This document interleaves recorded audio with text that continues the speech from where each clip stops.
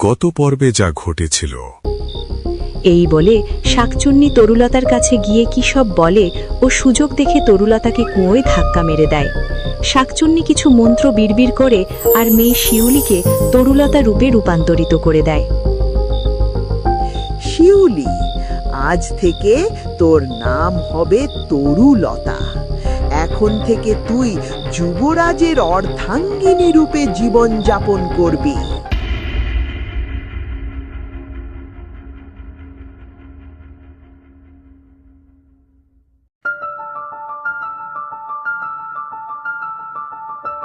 পরের দিন সকাল হতেই সুদীপ্তই কুয়ার কাছে পৌঁছায়।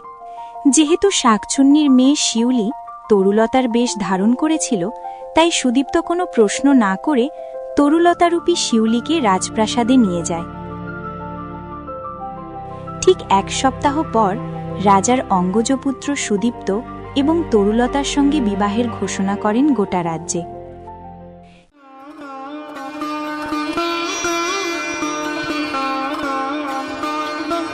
কিছুদিন পর ধুমধাম করে তরুলতারূপী শিউলির সঙ্গে সুদীপ্তর বিবাহ সম্পন্ন হয়।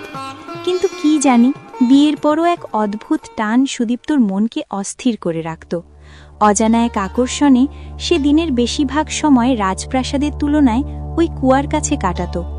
কেন সে বারবার সেখানে ছুটে যায়, তার উত্তর সে নিজেও জানত না। যেন কুয়োর অন্ধকারে লুকিয়ে আছে তার হৃদয়ের অপূর্ণ সত্য, কোনো নীরব আর্তনাদ যা তাকে অবিরাম ডাকতে থাকে।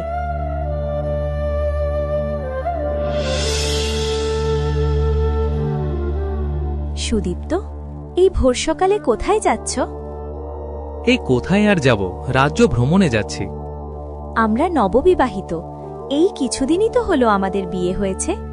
ওপর থেকে তুমি বেশিরভাগ সময় প্রাসাদের বাইরে কাটাচ্ছ, কি সবকিছু ঠিক আছে তো? আরে হ্যাঁ, সবকিছু ঠিক আছে।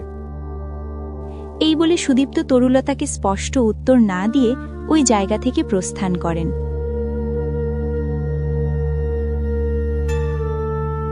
বিয়ের আগে তরুলতাকে দেখলেই আমার চোখে যে আলো জ্বলে উঠত, অকারণে যে হাসিটা ঠোঁটে ফুটে উঠত, আর অদ্ভুত যে টানটা আমাকে তার কাছে টেনে নিয়ে যেত, বিয়ের পর সেই অনুভূতিগুলো যেন ফ্যাকাশে হয়ে এসেছে। একই কণ্ঠস্বর, একই সাজ, তবুও কোথাও যেন একটা শূন্যতা। কেন এমন হচ্ছে? আমি কি বদলে গেছি? জানো মা, সুদীপ্ত এই কিছুদিন ধরে সকাল হতেই প্রাসাদের বাইরে চলে যান আর সন্ধ্যায় বাড়ি ফেরেন। আমার মনে হয় রাজকুমার আমার ওপর সন্দেহ করছেন। মা, আমি ধরা পড়ে যাব না তো? না না, এত সহজে আমার জাদু ব্যর্থ হতে পারে না। তুই ওসব নিয়ে মাথা ঘামাস না। আমি দেখছি রাজকুমারের মাথায় কি চলছে।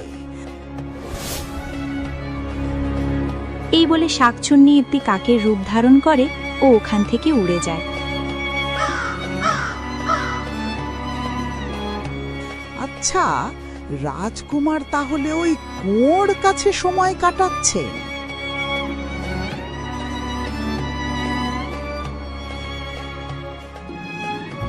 সূর্য ডুবার সাথে সাথে রাজকুমার প্রাসাদে ফিরে যান, আর শাকচুন্নি ওই কুয়োতে গিয়ে দেখে একটি সোনালী রঙের মাছ।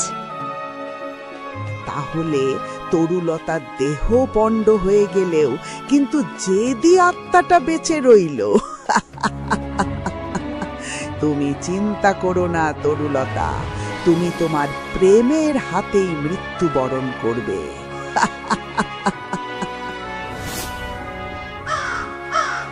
এই বলে শাকচুন্নি ওখান থেকে উড়ে যায়।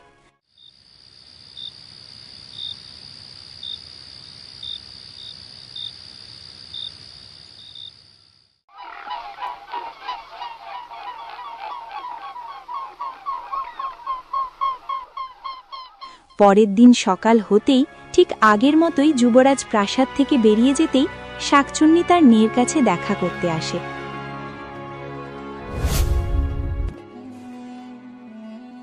মা, রাজকুমারকে নিয়ে কিছু জানতে পারলে? সব জানতে পেরেছি। তরুলতাকে যে কুয়োতে ধাক্কা মেরেছিলাম, ওই কুয়োর কাছেই রাজকুমার সময় কাটান। কিন্তু কেন মা? তরুলতা তো মারা গেছে। তারপরও রাজকুমার সুদীপ্ত কেন ওইখানে সময় কাটাচ্ছেন? কারণটা হলো ওই তরুলতাকে কুয়োতে ধাক্কা মেরেছিলাম ঠিকই, কিন্তু ও মাছের রূপান্তরিত হয়েছে। তাহলে এখন কি করা যায় মা? রাজকুমার প্রাসাদে ফিরতেই তুই রাজকুমারকে বলবি ওই কুয়োতে একটি সোনালী রঙের মাছ আছে, আর তুই সেই মাছটিকে খেতে চাস। আচ্ছা ঠিক আছে, চললাম, রাজকুমারের ফেরার সময় হয়ে গেল। এই বলে শাকচুন্নি আবার কাকে রূপান্তরিত হয়ে প্রাসাদ থেকে উড়ে চলে যায়। কিছু সময় পর রাজকুমার প্রাসাদে ফিরতেই তরুলতা ওই শাকচুন্নির কথা মতো রাজকুমারকে ওই মাছটির বিষয়ে বলে। জানো সুদীপ্ত, আমি যখন ওই কুয়োর কাছে ছিলাম তখন আমি ওই কুয়োতে একটি সোনালী রঙের মাছ দেখেছিলাম, আর ওই মাছটা আমি খেতে চাই। তুমি কি আমাকে সোনালী রঙের মাছটি এনে দিতে পারবে? নিশ্চয়ই, আমি কালই গিয়ে এনে দেব। পরের দিন যুবরাজ তার এক সৈন্যকে ওই সোনালী মাছটি নিয়ে আনার আদেশ দেন। যুবরাজের আদেশ অনুযায়ী ওই সৈন্যটি সোনালী মাছটিকে ধরে আনে, কিন্তু রাস্তায় মাছটিকে নিয়ে আসার সময় মাছের গা থেকে একটি আঁশ মাটিতে পড়ে যায়। তরুলতারূপী শিল্লি মাছটিকে পাওয়ার সঙ্গে সঙ্গেই মাছটিকে কেটে ফেলে ও তৎক্ষণাৎ মাছটিকে ভেজে খেয়ে নেয়।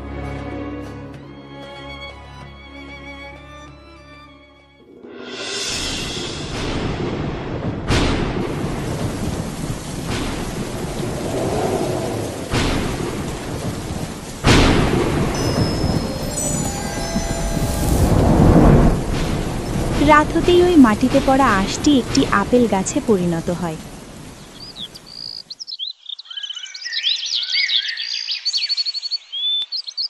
পরের দিন সকাল হতেই যুবরাজ রাজ্য ভ্রমণে বেরিয়ে পড়েন।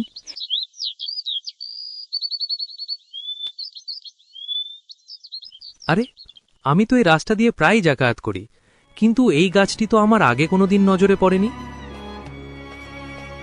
এই বলে সুদীপ্ত গাছের একটি আপেল পেড়ে খেতে শুরু করেন।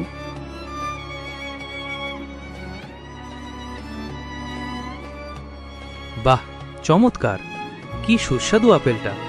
এর আগে আমি আপেল খেয়েছি, কিন্তু এর মতো এত সুস্বাদু আপেল আমি কোনোদিনও খাইনি।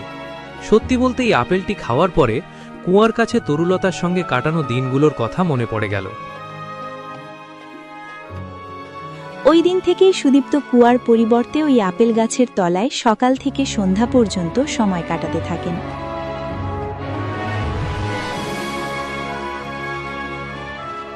মা, তোমার কথা মতো মাছটি খাওয়া সত্ত্বেও সুদীপ্ত আবার কেন বাইরে সময় কাটাচ্ছেন? কি, মাছটি খাওয়ার পরও রাজকুমার বাইরে সময় কাটাচ্ছেন? তা কি করে সম্ভব? আচ্ছা তুই মাথা ঘামাস না, আমি দেখছি কি করা যায়। এই বলে শাকচুন্নি তার বাড়ি ফিরে যায়। পরের দিন যুবরাজ প্রাসাদ থেকে বেরিয়ে যেতেই শাকচুন্নি কাকরূপ ধারণ করে যুবরাজের পিছু করতে শুরু করে।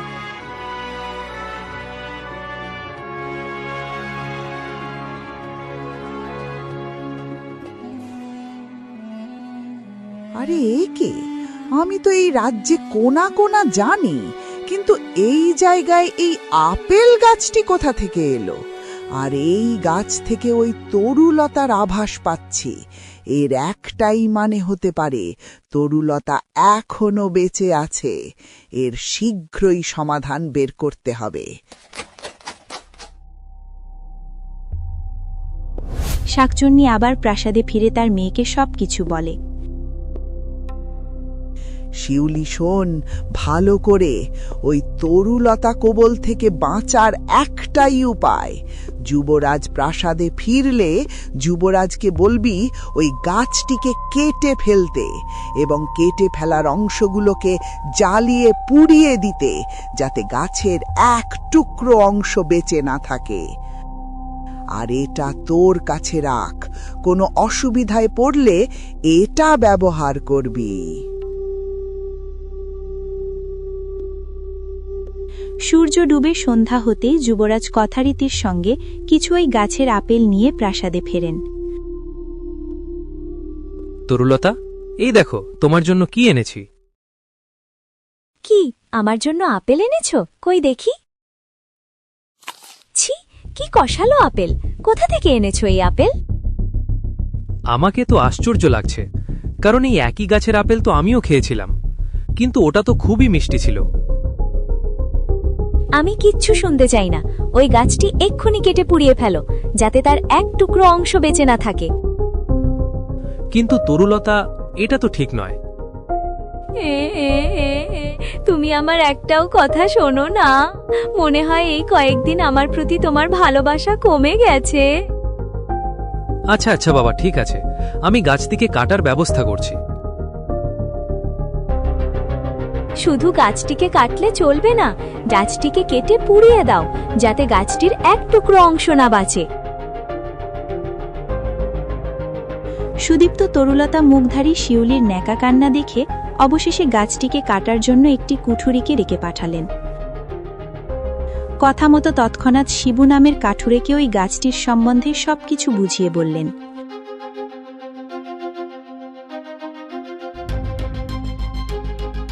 যুবরাজের আদেশ অনুযায়ী শিবু তার কাজে লেগে পড়ে।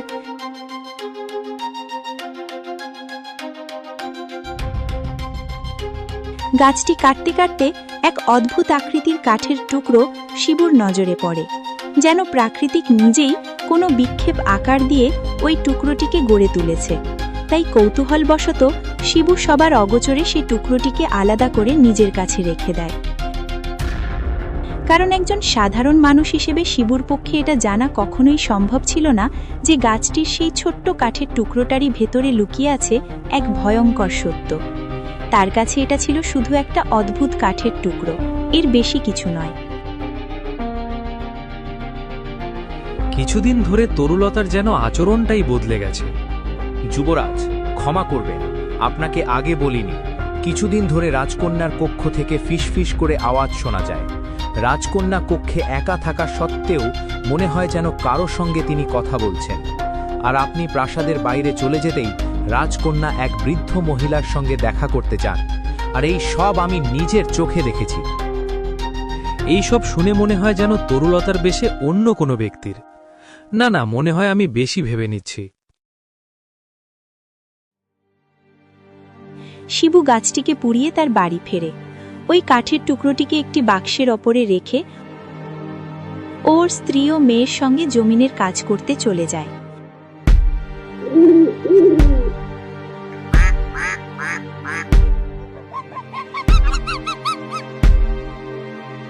সন্ধ্যা হতেই শিবু তার পরিবার নিয়ে জমিনের কাজ শেষ করে বাড়ি ফেরে। আরে, এ কি দেখছি? বাড়ি থেকে বেরোনোর সময় তো দেখেছিলাম সব অগোছালো ছিল, এখন দেখছি সব সাজানো আছে। গিন্নি, এটা কি তোমার কাজ? কই না তো, এটা তো আমার কাজ নয়, হতে পারে সীমার কাজ। না, এ কাজ তো আমার না, আর যদি মাও না করে থাকে তাহলে করলো ওটাকে। হয়তো বাড়ির কেউ না টের পেলেও সীমা বুঝতে পেরেছিল যে এটা অন্য কারোর কাজ। তাই পরের দিন সকাল হতেই বাড়ির সবাই কাজে বেরিয়ে পড়ে, কিন্তু সীমা ওই দিন কাজে না গিয়ে চুপি চুপি জানালা দিয়ে উঁকি মারতে শুরু করে। সীমা জানালা দিয়ে দেখে এক আশ্চর্য দৃশ্য। নিমেষ মাত্রই কাঠের টুকরোটা থেকে একটি সুন্দরী কন্যা বেরিয়ে আসে, আর ওই সুন্দরী কন্যাটি ঘরের জিনিসপত্রগুলি গোছাতে শুরু করে। এদিকে সীমা চুপি চুপি এই কাঠের টুকরোটি পুড়িয়ে দেয়।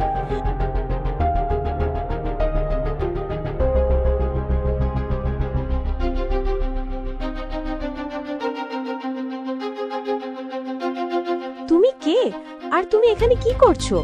আমি তোমার কাঠের টুকরোটা পুড়িয়ে দিয়েছি, তোমার এখন লুকানো কোনো জায়গা নেই। না না, আমি কিছু জানি না, আমার কিছু মনে পড়ছে না। আচ্ছা আচ্ছা, ঠিক আছে, তুমি অস্থির হয়েও না। আমি জানি না তুমি কোথা থেকে এসেছো বা তুমি কে। যদি তোমার থাকার কোনো আশ্রয় নেই তাহলে তুমি আমাদের বাড়িতে থাকতে পারো।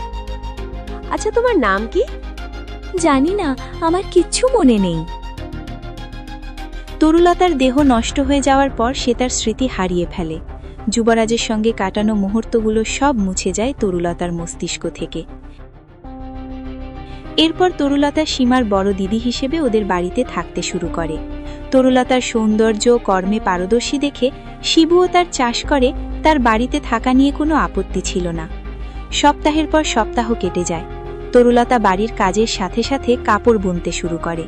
তরুলতার বানানো কাপড়গুলি এতই নিখুঁত ও বিচিত্র নকশার সৌন্দর্য দেখে শিবু চাষির সাথে সাথে বাজারে কাপড় বিক্রি করতে শুরু করে।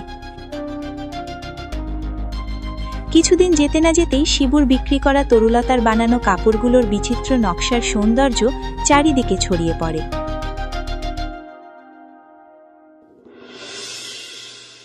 তরুলতা, তরুলতা, তরুলতা, তরুলতা। কি হয়েছে, এভাবে ডাকছো কেন? ও কিছু না, ওই বাজার ভ্রমণে যাচ্ছিলাম তো, তাই তোমার যদি কিছু দরকার। তাহলে আমায় একটা শাড়ি এনে দিবে? আমি শুনেছি বাজারে এক শাড়ি বিক্রেতার শাড়িগুলোর নকশা বেশ সুন্দর। আজকাল সবাই ওই নকশা করা শাড়িগুলোর প্রশংসা করছে। হ্যাঁ, আমিও শুনেছি। তবে বেশ, আমি তোমার জন্য সবচেয়ে দামি ও সুন্দর শাড়ি নিয়ে আসব। এই বলে সুদীপ্ত বাজারের দিকে বেরিয়ে পড়েন। নমস্কার যুবরাজ, এই ঘোর দুপুরে বাজারে আসার উদ্দেশ্য কি? ওইরকম কোনো উদ্দেশ্য নেই, এই বাজার ভ্রমণে এসেছিলাম। আচ্ছা, বলতে পারবেন ওই শিবুর কাপড়ের দোকানটা কোথায়? আসুন যুবরাজ। যুবরাজ ওই লোকের সাথে সাথে শিবুর কাপড়ের দোকানের সামনে এসে দাঁড়ান। যুবরাজ শিবুকে কিছু সুন্দর নকশা করা দামি শাড়ি বের করতে বলেন। শাড়িগুলো বাছাই করতে করতে হঠাৎ যুবরাজের নজরে পড়ে এক অদ্ভুত নকশা। আরে, এই 3 পাতা গাছের নকশা এই কাপড়ে কেন? কারণ এর সম্বন্ধে তো আমি ছাড়া আর কেউ জানে না, আর যারা জানতো ওরা পশুতে রূপান্তরিত হয়েছে। ওই 3 পাতা নকশা দেখে যুবরাজের মনে অচেনা এক ভাবনার জিজ্ঞাসা জাগে। ফলে কৌতূহলী হয়ে শিবুকে জিজ্ঞাসা করেন, আচ্ছা মশাই, এই কাপড়ের নকশাগুলো কে বানিয়েছে? যুবরাজ, আমাদের বড় মেয়ে। আচ্ছা শিবু, দেখছি কাপড়ের নকশাগুলো বেশ সুন্দর, তাই আমি তোমার বড় মেয়ের সঙ্গে সাক্ষাৎ করতে চাই। অবশ্যই যুবরাজ, এ তো আমার সৌভাগ্য। শিবু ঝটপট করে ওর কাপড়ের দোকান গুটিয়ে যুবরাজকে সঙ্গে নিয়ে বাড়ির পথে রওনা দিল।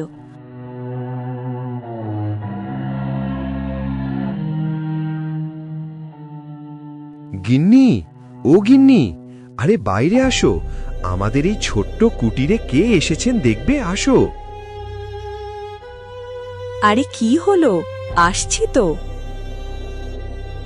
আরে স্বয়ং যুবরাজ, কোন উদ্দেশ্যে আপনাকে আমাদের বাড়িতে আসতে হলো?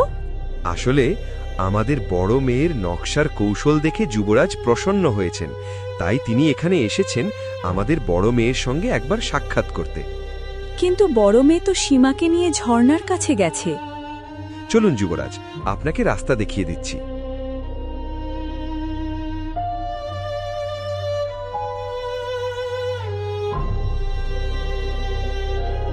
বাবা, আজ এত তাড়াতাড়ি বাজার থেকে ফিরে এলে? আরে মা, আসলে যুবরাজ তোর সঙ্গে সাক্ষাৎ করতে চান। ওই মুহূর্তে তরুলতাকে সামনে দেখে যুবরাজ যেন স্থির হয়ে গেলেন। যুবরাজের চোখ বিস্ময়ে বড় হয়ে উঠল। নিঃশ্বাস পর্যন্ত যেন থেমে গেল মুহূর্তের জন্য, কারণ তার সামনে দাঁড়িয়ে থাকা মেয়েটি আর কেউ নয়, হুবহু তরুলতা।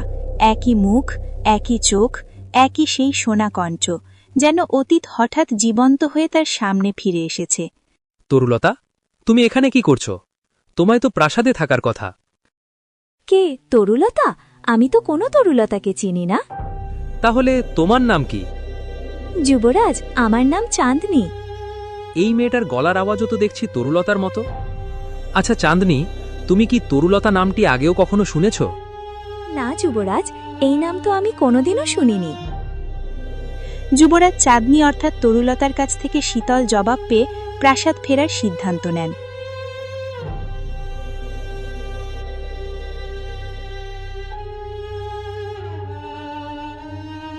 বাড়ি ফেরার পথেও গভীর চিন্তায় ডুবেছিলেন সুদীপ্ত। বারবার তার চোখের সামনে ভেসে উঠছিল চাঁদনির সেই চেনা মুখ।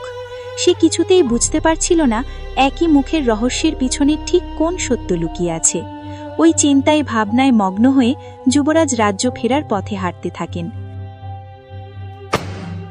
আরে বাবা রে, মরে গেলাম রে। যুবরাজ, আমায় ক্ষমা করে দিন। আরে আপনাকে লাগলো নাকি? ক্ষমা করবেন যুবরাজ, এই বয়সের সঙ্গে চোখের দৃষ্টিও হীন হয়ে এসেছে। না না, আপনাকে ক্ষমা চাইবার কোনো দরকার নেই। এতে আমারই ভুল আছে। আমি অন্যমনস্ক হয়ে হাঁটছিলাম। ওই মুহূর্তে যুবরাজ বুঝতেও পারেননি কখন নিজের বহুমূল্য কবচটি মাটিতে পড়ে গিয়েছিল। বাবা, আমাদের যুবরাজের নাম কি? দিদি, তুই জানিস না যুবরাজের ভালো নাম সুদীপ্ত? সুদীপ্ত, সুদীপ্ত, সুদীপ্ত। দিদি, ওটা কি? দেখে তো মনে হয় গলার মালা। আর এই মালাটা তো যুবরাজের গলায় দেখেছিলাম। মনে হয় ভুলে যুবরাজের গলা থেকে মালাটি পড়ে গেছে। কাল সকাল হতেই প্রাসাদে গিয়ে যুবরাজকে মালাটি ফিরিয়ে দেব। এই সিদ্ধান্ত নিয়ে তরুলতা কবচটি নিয়ে বাড়ি ফেরে।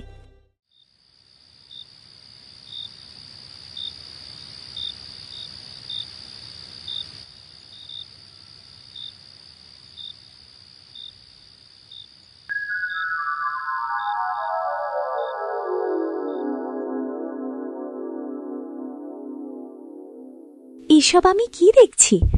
ওটা তো আমি, আর সামনে তো যুবরাজ। আমি কি স্বপ্ন দেখছি? এটা কিভাবে হতে পারে? এটা কোনো স্বপ্ন নয় তরুলতা।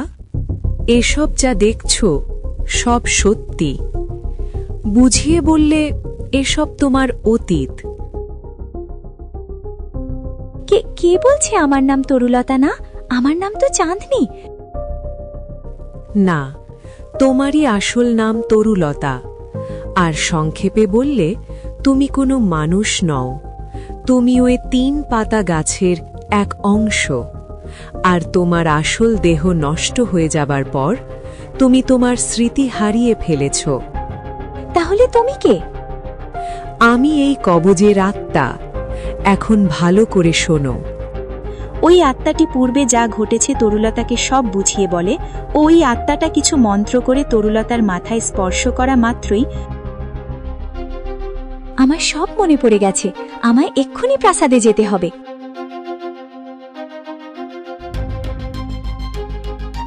চাঁদনি, এত সকাল সকাল কোথায় চললি? মা, ওই প্রাসাদের দিকে। বেশি দেরি করবি না।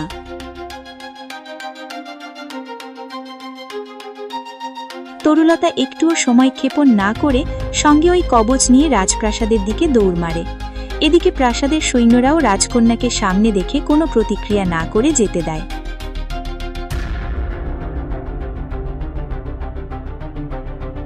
যুবরাজ, আমার সব মনে পড়ে গেছে। তরুলতা নামটি আমায় তুমিই দিয়েছিলে, আর আমিই তোমার তরুলতা।